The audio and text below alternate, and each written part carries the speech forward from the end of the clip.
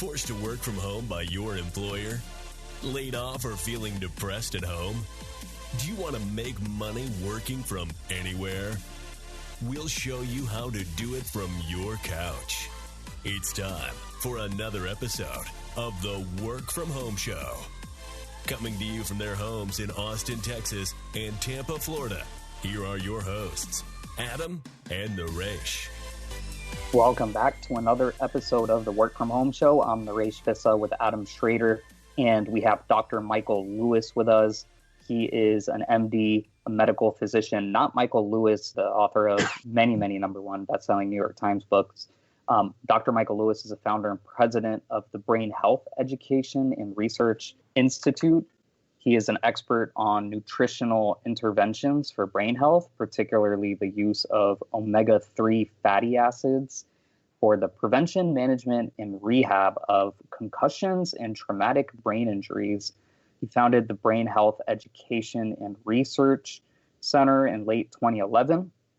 Upon retiring as a colonel after a distinguished 31-year career in the U.S. Army, he graduated from the U.S. Military Academy at West Point, and he's on our show today to talk more about work-from-home health, sleep tips, and dealing with unemployment or underemployment or just financial anxiety in general. So, Dr. Michael Lewis, welcome to the Work From Home Show. It's a pleasure to be with you today. So tell us, let's start the discussion. First off, what kind of I shared your background in your resume. What kind of doctor would that be called? I would classify myself as a concussion doctor, if you will. So the patients that I routinely see on a regular basis in private practice are people who have struggled with usually months, often years, with the aftermath of a concussion or a head injury, and the typical medical system hasn't really found the answers, and they just kind of get shuttled from doctor to doctor and told, well, there's nothing more we can do, or there's nothing we can do, and this is the new normal, and get used to it. And those are the patients that eventually find me. So you wouldn't say you're a neurologist, or you are in a specialty? No, I'm board certified in preventive medicine, actually. So I came at this from a very different approach than a neurologist or a neurosurgeon.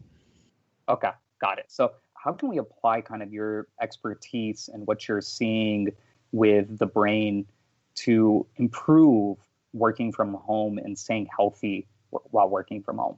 You know, there's some very universal things. It's not just concussions. It's a reason why when I retired from the military, I started the Brain Health Education and Research Institute, not the Concussion Research Institute, because they're really, concussion is the lack of brain health. And I think concussions are a lot more common than we would think, or we just kind of blow them off. If you played sports in high school, for example, you might have had a concussion or two, and now you're 30, 40 years old, and you don't necessarily think that far back. And so there's a lot of things that transfer over. So it's really about how do we optimize our brain health, particularly as we get older. And particularly in my case, if we're trying to help people who have suffered a decrement to their brain health. But these things are quite universal. And I'll just give one really basic example. The amount of stress that we're under this year, the last couple of months with the whole coronavirus thing, the stay-at-home orders, the having to adapt and work from home. You maybe have little kids at home and you're trying to work and keep your kids, active in school. That's a lot of stress, and stress bathes our body in these hormones, which are essentially, if this is a chronic stress, it's just this chemical insult, not just to our, throughout our body and our immune system, but also to our brains. So whenever you say under stress, some people, I feel like, get what I would call stressed out very quickly. Others have, a longer fuse, I would say. Is there an actual definition for stress, or is it just any time people are feeling even slightly worried? What kind of level of anxiety is healthy in your opinion, and what is kind of gets into the unhealthy range? Well, everybody's different, of course. And, the stress is this, if you think of a bell-shaped curve, and you need some, if you don't have any stress and there's nothing kind of stressing you, if you're at the far left side, you're basically lethargic, right? And if you're on the far right side, you're just totally stressed out. Stress is how we get things done. I mean, the idea of, how do you optimize? How do we get in the middle of that bell curve where stress is a good thing and it heightens our awareness and of our surroundings, and that's a good thing. But when you overdo it, and it really gets back to literally how mankind developed in this fight or flight type of system that we have, that of course was designed basically. If you're going down a path and you come around a corner and there's a tiger, you are going to have to decide, are you going to stand there and fight, or are you going to run as fast as you can? Your immune system shuts down, your gut system shuts down, because all of a sudden we've got this flood of chemicals that are going to help your muscles, like, let's get the heck out of here. And so, there's a reason why we have these systems, but we're not facing too many saber-toothed tigers anymore, in spite of how sometimes it feels. And that's exactly the problem, is it feels like we're under the stress like we were 10,000 years ago. But in reality, it's just that's the way our bodies were designed. Now, you deal with concussions a lot, and I have to say, kind of all the research that's been coming out more and more about when concussions actually happen and how they can be so minor, seemingly minor, but they're kind of accumulating over your lifetime.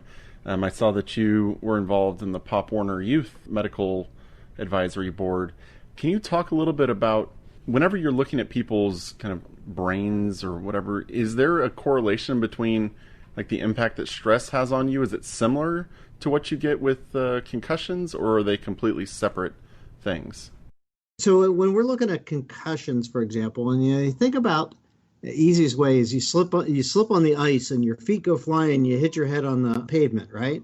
I mean, that's a pretty tough thing to have happen, right? Your skull comes to a quick sudden stop when it hits the pavement, but your brain keeps moving and it hits the inside of your skull, causing a bruising or a contusion. And, hopefully, not bleeding inside the brain. That's a really bad thing. So if you think about that process, that's what we call the primary injury. But, you maybe see stars like Bugs Bunny or something, and you shake it off and you think, well, that's it. That was the concussion. But in reality, what happens is it sets off these biochemical cascades. Of course, we need inflammation. Inflammation is how we repair the body. And so if there's damage, even at the microscopic level, we have inflammation that starts so that we can repair the damaged cells, or neurons in this case. And then we need to be able to resolve the inflammation. And one of the problems that I looked at to try to solve is what things drive the resolution of inflammation. And the problem is that we consume too many foods that promote inflammation and not enough that help resolve the inflammation. And that's what we call that secondary process after a concussion. How do we interrupt that biochemical cascades? And so when we talk about that primary injury and we talk about hitting your head on the pavement, that's one thing. But chemotherapy from, cancer patients, that's a chemical insult to the brain. That's a brain injury. Chronic stress does a similar thing to chemotherapy. It's bathing our brains chronically in chemicals that aren't good for our brain. And our brain has to react with that inflammation. And then we need to be able to resolve that inflammation. As far as eating habits go, you just touched on this. We're putting things into our body that isn't helping with recovering from concussions or helping with our stress. What do you recommend as far as our diets go and what we're putting into our body, not just food, but also vitamins? Well, the really basic things, if you're looking for a catchphrase, it would be to follow a Mediterranean diet. It's the only one that's ever been shown to be healthy for the brain, helps with our cognition, especially as we get older. There's lots of great studies that show how good a Mediterranean diet is. So some really basic things. Cut out simple sugars. Cut out anything white, really. White milk, white rice, white bread, pasta. White is not a normal color in a food. And so typically white is the process of mankind has processed this food and extracted a lot of the goodness out of it. And, you ever think about milk, the idea that we strip so much of the good vitamins and the good things out of milk that we have to then put vitamins back into it. Well, so it's kind of an odd process. Cut out simple sugars, cakes, candies, just your basic sugars. Processed foods, things that are processed typically with what we call omega-6 type of fats because they're very shelf stable so that we can process a food and we can ship it around the world. You think about a box of crackers and you put it out in the sun for 3 days and it's probably going to be fine. It won't, not any big deal if you eat it.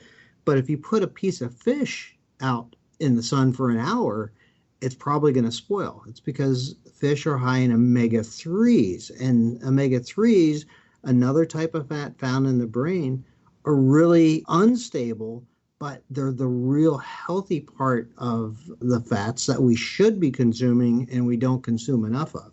Is that kind of diet, is that something that would help just kind of, if you've been really stressed out and done some damage to your brain or you've gotten a concussion, are these things that will just help with the kind of symptoms, or do they start solving issues from the past? Like if you've gotten a bunch of concussions or if you've been stressed out for years, does it heal past injuries or does it just help in the current? Well, both. I've been doing this over a dozen years now, about 15 years, and I've dealt with NFL Hall of Fame players who haven't played football in 30 years and are really struggling as they get into their 60s or even 70s. And address it with what I would call targeted nutritional supplementation, particularly with the omega-3s, like from fish oil supplements. And in the right doses, you can change their lives around almost overnight.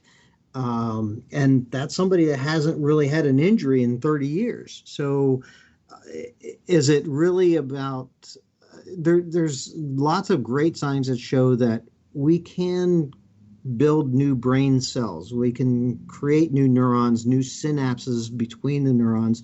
Basically, in many ways, it's like highway construction, right? You're driving down the highway and there's hopefully it doesn't road take construction. as long, though. What's that? Hopefully it doesn't take as long as highway construction, though. Yeah.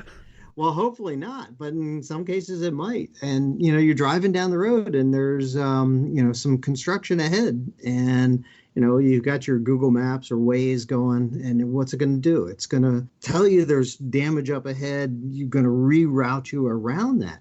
Well, that's what our brain tries to do. So when there's damage to the routing of information in our brains eventually figure out how to get around that roadblock. And so that's what omega-3s and some other vitamins and minerals help the brain do, is what we call neuroplasticity. It's basically the ways or the Google Maps of road mapping us around the damage and creating new pathways. And eventually those pathways, if they're exercised more and more, are going to become just as good as the ones that got damaged. And so in that way, the brain can only really heal itself. The nutrition stuff that I talk about, it's not a cure, it's not a drug, it's not going to solve these issues. What it's going to do is it's going to provide what I would call the neuropermissive environment for the brain to be able to heal itself, if the brain is going to be able to heal itself. And so it's like providing the raw materials to repair the roads or expand the roads. And if you don't have those raw materials to expand, repair and expand those roads and fill in the potholes, you're left with a bunch of potholes and a damaged road. So you need those raw materials to be able to do that. That's what omega-3s and vitamin D and a lot of these other things that we talk about on the nutrition side do. Dr. Lewis, what does your research say about creating a work from home schedule and how that helps with brain health?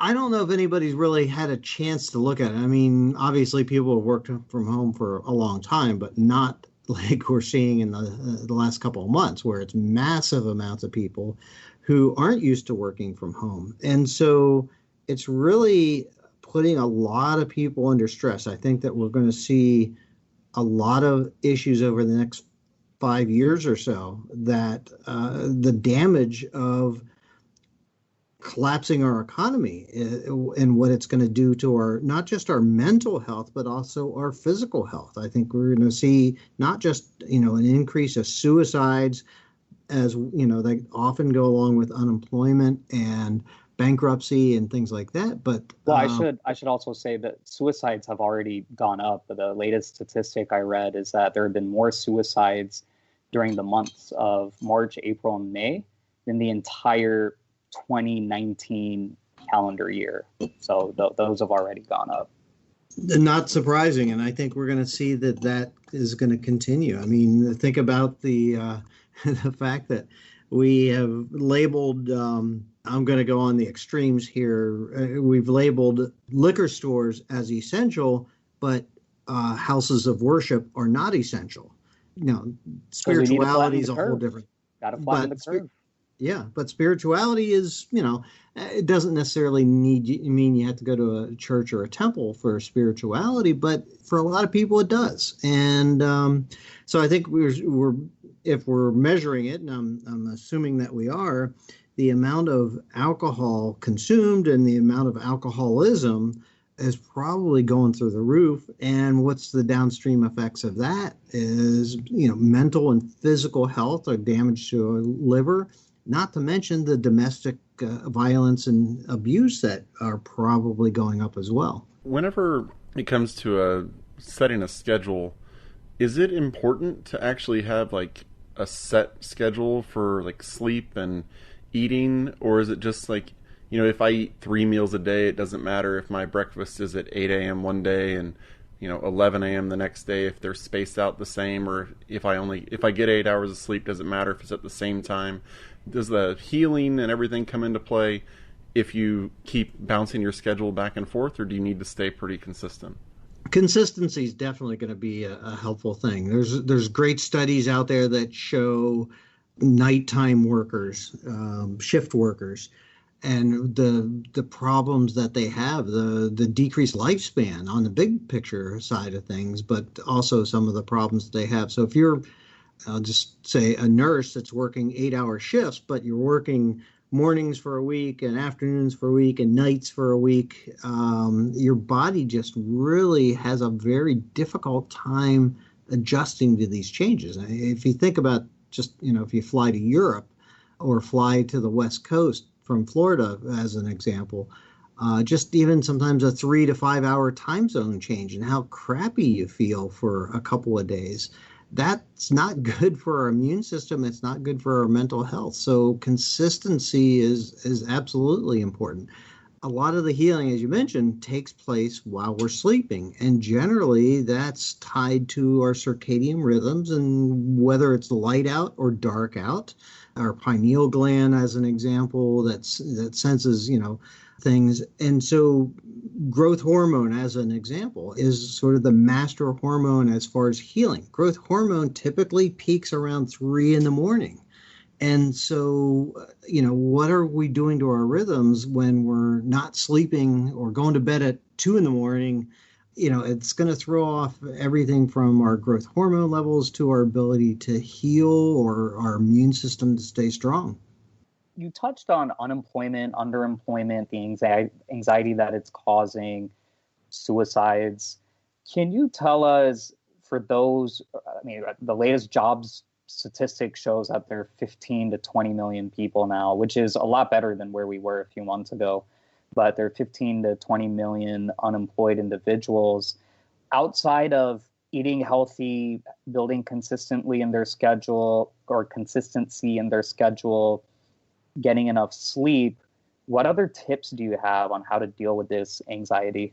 One of my most important tips, besides, in addition, I shouldn't say besides, in addition to eating healthy, cutting out the sugars, cutting out the processed foods, eating real foods. I mean, your carbohydrates should come from fruits and vegetables. Eat what nature gives us, not what man had to process. My biggest tip, besides the sleep and eat, is get outside and exercise, hopefully on a regular basis. I mean, we went through a big period where we were told you cannot go outside, you cannot go to the beach. I mean, we're arresting people in Malibu for paddleboarding by themselves in the ocean. That is absolutely absurd. And we need nature, we need fresh air, we need sunshine, we need the vitamin D that your bodies make from the sunshine. So getting out and exercising is going to, number one, going to get you some of that vitamin D. It's going to get you fresh air. We can go on a whole long list of this, but the transmission of any virus, let alone the COVID, the coronavirus, is almost impossible to get outside. So taking a walk or jog or a bike or doing something outside, your risk of coming in contact with somebody with the coronavirus is incredibly small. And even if they were out walking, the wind is going to disperse it. It's really the size of the container, right? So the smaller the container, for example, put a bunch of people in a small room, that transmission is going to be much greater in possibility. You get outside, you're getting fresh air, that transmissibility is almost negligible, if not completely eliminated. So get outside and exercise. And then it helps you sleep. When your body is tired because you've been exercising, I can guarantee you that's going to help you sleep better that night. Yeah, and talking about sunlight and getting out, if you dig deep into the data for the what I call the SARS-CoV-2 virus that has taken over the media headlines over really created these lockdowns and shutdowns. If you look at the data, 99%, this is not a made up statistic, but 99% of the people who died from, not people who contracted it, because 75 to 80% of the people who contracted it were asymptomatic. They didn't even know that they had it. But 99% of the people who died were people who had compromised immune systems, or they were unhealthy to begin with. So these are folks who were smokers, drinkers. They had some kind of pre-existing condition. They were, a bit older. So I think for older folks listening, this is not a death sentence if you continue to do what Dr. Lewis is saying. If you take your vitamins, eat healthy, go outside, get some sunshine. Regarding the sunshine, though, I live in Florida. It gets really hot here during the days.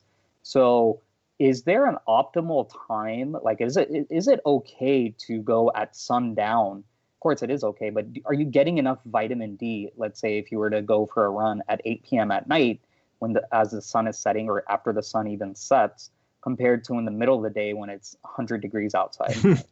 Well, you make a great point. It's a little bit complicated if you think about it, because you get into the sun risk, sunburn, potentially skin cancers and all this and all that. So, a good rule of thumb is to avoid direct sunlight between basically the hours.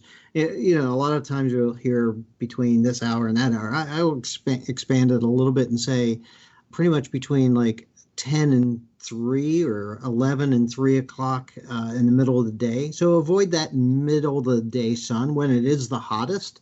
And of course, dehydration is a bit of an issue. Florida is, not just hot sunshine, but you also have, higher humidity.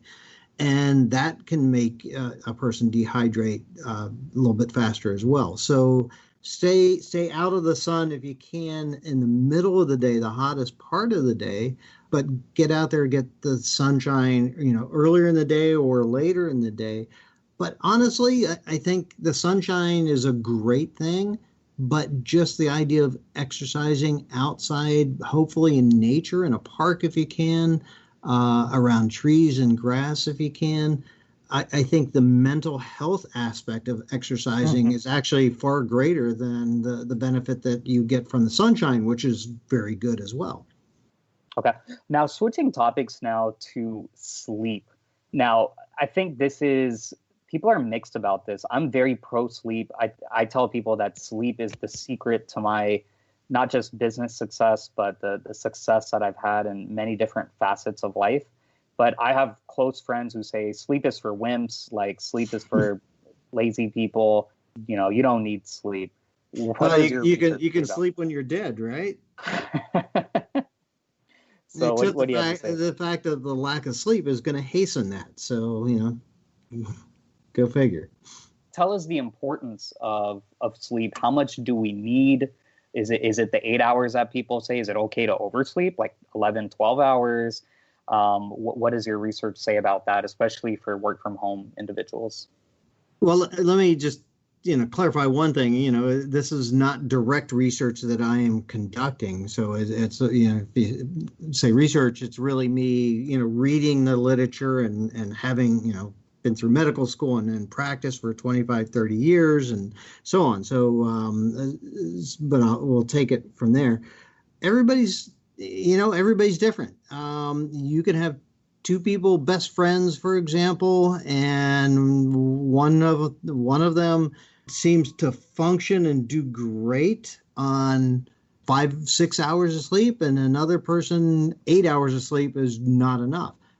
But it gets really complicated. That may be genetics. It may be the quality of sleep. And so or two people that are getting 8 hours of sleep, it could be even a husband and wife sleeping literally in the same bed.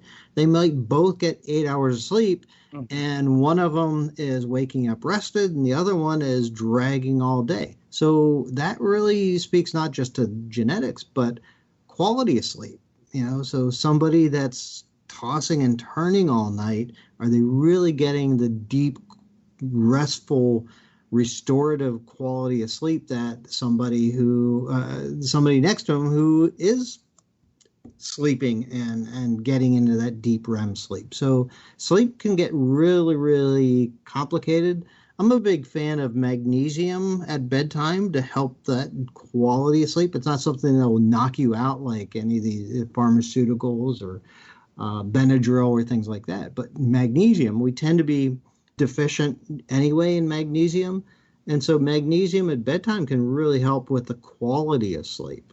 What are on top of the magnesium, what are your other sleep tips? I'm a pretty big fan of melatonin on occasion. There's pretty good evidence that melatonin your body gets used to it, so it kind of loses effectiveness. Yeah, that's why I don't like melatonin. You get kind of not addicted to it, but your body just gets used to it, right? Yeah, you get used to it, and if you don't have it around, it's harder to sleep. But it also makes you feel so groggy. If you have to set an alarm, for example, and you have to wake up, after 6 hours, you just feel so, at least I do, it feels so groggy the entire day. Well, and everybody's different, everybody's metabolism is different. We're learning more about this all the time. And, everything from the 23andMe and other genetic systems, if you will, are allowing us to identify more and more targets. They say something like 85% of our genes can be turned on or off with the environment. It could be toxins, breathing bad air, and if you live in the middle of a city and the smog and fog and everything else can affect you one way, but we can also affect things through good nutrition. You can also affect things through bad nutrition. So keep in mind that, while genes determine a lot, there's a lot that we can influence, and like I said, as much as 85% of our genes, they think can either be turned on or off in a good or a bad way. Great. Well, Dr. Michael Lewis, you're the founder and president of the Brain Health Education and Research Institute, best-selling author of multiple books. Your website is brainhealtheducation.org and also braincare.center. That's braincare.center. Any final thoughts you want to share with our listeners? Well, I'd say two things. I know a lot of people, YouTube and videos are becoming a bigger thing. And I've been working with one of the companies that I advise, and they've been doing a lot more YouTube video stuff. And you can find them go onto YouTube and look up CV Sciences channel. C as in Charlie, V as in Victor. CV Sciences channel on YouTube for lots of great information there and a more of a audio video content. And then go on to Amazon to get my latest book, When Brains Collide, and talks about how to use targeted nutrition therapy, particularly omega-3s, to help our brain health, help protect it, and help restore it when it's been damaged. Yeah, and I've got to say, we've had a couple of doctors on our show, and they've changed the way that I've either eaten or the vitamins that I take. In your case, you confirmed for me that it's okay to go for that 8 p.m. run when the sun has already set. And the other thing is magnesium while sleeping. That's something I don't do right now. I tried the melatonin. It's not really for me unless I'm traveling overseas. But I think that's something that I'll go to the store and purchase and start doing on a daily basis. So thanks for that tip.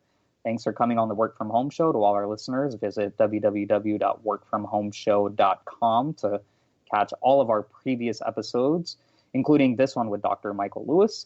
And if you have any questions for Dr. Lewis, or you want to reach out to him, not through his websites, but through us, hello@workfromhomeshow.com, hello@workfromhomeshow.com, and you can find out everything you need to know, or we can answer any questions that you'd like. So until next time, keep on working from home.